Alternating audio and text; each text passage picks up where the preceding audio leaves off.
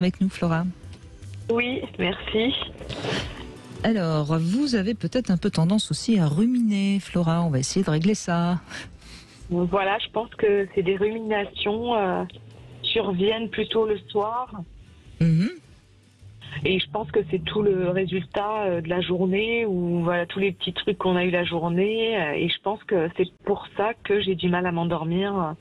Ah bah, c'est pas le Voilà. meilleur moyen pour s'endormir, hein, de se mettre Voilà. à se remémorer tous les mauvais moments de la journée. Bien au contraire. Voilà. Donc si j'ai passé une bonne journée, à peu près ça va.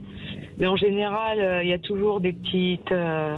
C'est depuis plutôt que je suis en open space, je vois qu'il y a une aggravation. Mhm. Des ruminations parce que Bah, c'est voilà, intéressant, ça veut dire que vous avez l'impression qu'on a envahi votre territoire. Il doit y avoir quelque chose Voilà, de cet ordre-là. exactement. On m'a appris qu'on me prend toute mon énergie. Que dès que je suis dans cet espace, je me sens pas très bien, je me sens agressée, mais en même temps, j'ai pas trop le choix parce que ça a été décidé par la direction. Donc, Alors, vous n'avez pas le choix, ça c'est sûr, mais vous avez peut-être le choix de le gérer différemment.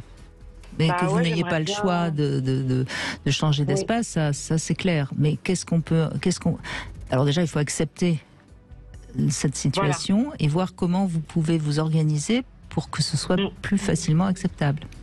Voilà, parce que c'est vrai que des fois, le soir, je deviens complètement des idées, des pensées qui arrivent continuellement. Et je me dis que c'est du passé, que ça sert à rien d'y penser, que ça changera rien, mais c'est plus fort que moi. Oui, le mental a tendance effectivement à chercher à résoudre tout ce qui nous déplaît avant même de savoir si ça a un sens d'essayer de le faire ou si on a une prise sur ce à quoi on s'attaque en fait. Hein.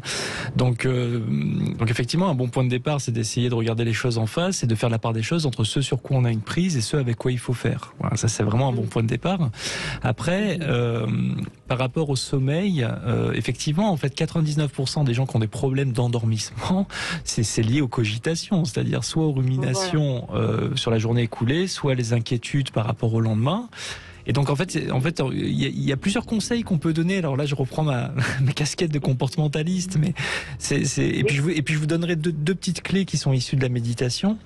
Mais bon, on dit aux gens, en fait, ça fait partie des phénomènes paradoxaux, c'est-à-dire que plus vous cherchez à vous endormir volontairement, moins vous y arrivez.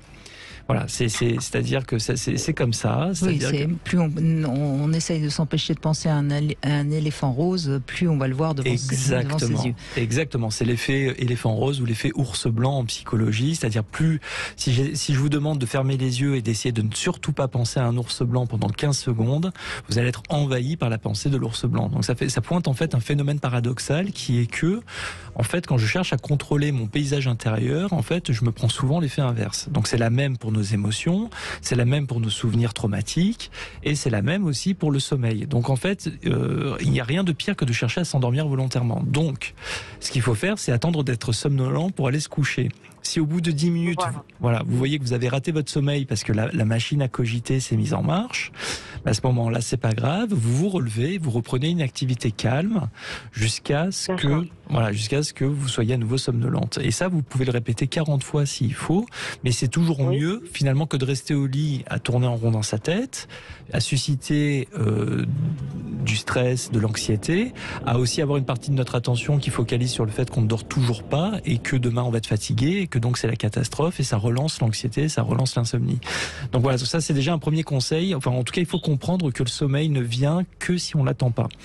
Et la deuxième chose, c'est que par rapport à ça, en fait, il y a beaucoup de gens qui, quand ils commencent à méditer, se disent « Ah là là, c'est formidable, depuis que je médite, j'ai plus aucun problème de sommeil. » Pourquoi ? Parce que quand ils se couchent et qu'ils se mettent dans une posture méditative, eh bien, ils sortent de l'agitation du mental, ils reviennent dans leur corps, ils reprennent contact avec la fatigue qui est en eux, et vu qu'ils attendent rien de spécial, l'endormissement peut les emporter très facilement. Et ça peut marcher très bien. Alors c'est dommage de résumer la méditation à une technique d'endormissement, parce que ça peut nous apporter énormément par ailleurs, mais on peut l'utiliser de cette façon-là. Et en fait, et ce que ça montre, c'est qu'en fait, on a tout à gagner à sortir de notre tête et à revenir dans notre corps, pour gérer le sommeil. Et le dernier conseil, c'est de le faire mais pas dans le but de s'endormir, simplement dans le but de ne pas maintenir l'insomnie, ce qui est une petite nuance, mais ça peut changer beaucoup de choses, parce que si je le fais dans le but de m'endormir, à nouveau je cherche l'endormissement et je me reprends l'effet paradoxal. Et quant à votre façon d'accepter votre open space, Flora, déjà il faudrait que vous puissiez formuler ce qui vous est pénible, voyez ? Des fois c'est juste bon, c'est pas tous les jours une mauvaise ambiance, mais comme il y a beaucoup de travail, c'est voilà, à un moment donné d'avoir 2 personnes au téléphone, 2 personnes qui parlent d'un côté, 2 trucs plus c'est trop, quoi. Déjà rien que d'entendre des gens qui parlent ou qui... Oui, mais c'est parce que vous n'arrivez pas assez à vous concentrer sur vous-même et sur ce que vous faites, voilà. Et vous vous laissez disperser par ce qu'il y a autour de vous, et du coup ça vous happe et vous finissez par être plus en relation avec ce qu'il y a autour de vous qu'avec vous-même. Du coup, je perds le fil de ce que je faisais. Oui, bien sûr. Et du coup, le soir, je me demande si ça va aller. Alors, ce qu'il faudrait déjà, vous pouvez vous faire aider par quelqu'un. Hein, c'est une. Là, en l'occurrence, ce serait intéressant de vous faire aider parce que c'est quelque chose que vous allez devoir de toute façon vivre au quotidien. Donc, mais ce que je peux déjà vous donner comme premier conseil, c'est de repérer le moment où vous êtes happé par l'extérieur et que donc vous vous échappez à vous-même. Et à ce moment-là, essayez de... c'est pour ça que la méditation est tellement utile. Vous voyez, moi, je vais prendre un exemple. Hier, j'étais au restaurant et tout d'un coup, on a mis à côté de nous un couple avec une femme qui parlait très très fort. Et on entendait franchement très très bien tout ce qu'elle disait. Et à un moment donné, je me suis recentrée sur la personne avec qui j'étais et sur moi. Et finalement, je ne l'entendais plus.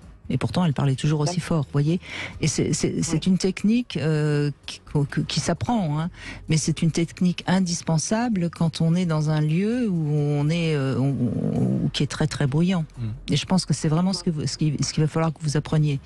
Après, ce qui peut être important aussi, c'est que si effectivement vous êtes toute la journée aux prises avec des sollicitations permanentes et sous pression, c'est important peut-être qu'à un moment aussi, quand vous rentrez chez vous, vous ayez un temps de stabilisation. En fait, oui, bien sûr, avant d'aller vous coucher. Avant d'aller vous coucher, c'est-à-dire à un moment, en fait, travailler simplement à revenir dans votre corps, à sortir de cette agitation permanente.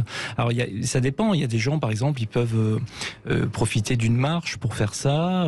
D'autres qui vont s'asseoir et méditer, d'autres qui vont essayer de prendre une douche et essayer d'être pleinement présents à leurs sensations sous la douche. Voilà, d'autres qui vont écouter de la musique.